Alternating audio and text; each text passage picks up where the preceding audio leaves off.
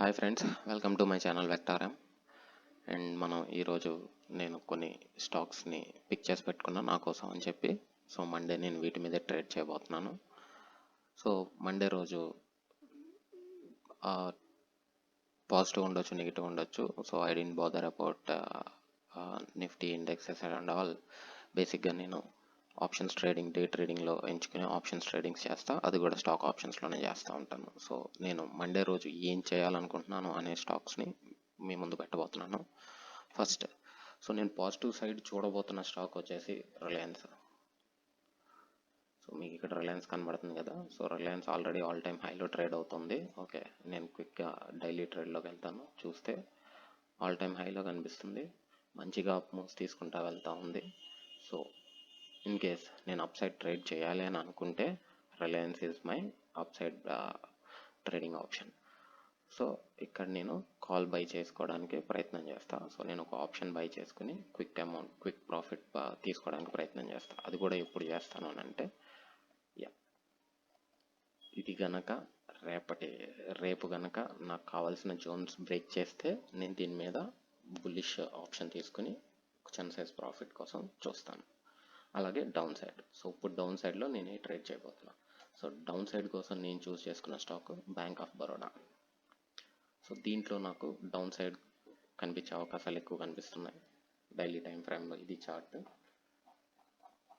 So in case రేపు గనక నాకు మార్కెట్ డౌన్ సైడ్కి వెళ్ళే అవకాశాలు ఉన్నాయని కానీ ఈ స్టాక్లో ఒక చిన్న సైజ్ నెగిటివిటీ కనిపిస్తే కనుక నేను పుట్ ఆప్షన్ బై చేసి దీని మీద చిన్న సైజ్ ప్రాఫిట్ తీసుకోవడానికి ప్రయత్నం చేస్తాను. అలాగే నా ఛానల్కి వచ్చిన వాళ్ళందరి కోసం అని చెప్పి ఒక స్పెసిఫిక్ స్టాక్ని అయితే పిక్ చేసి పెట్టాను. దీన్ని మీరు ఆప్షన్స్ ట్రేడింగ్ కోసం యూస్ చేసుకోవచ్చు. అలాగే స్వింగ్ బై కోసం, స్వింగ్ ట్రేడర్స్ ఎవరైతే ఉంటారో వాళ్ళ కోసం కూడా చాలా బాగా ఉపయోగపడుతుంది. So my pick most valuable pick of the stock is ITC.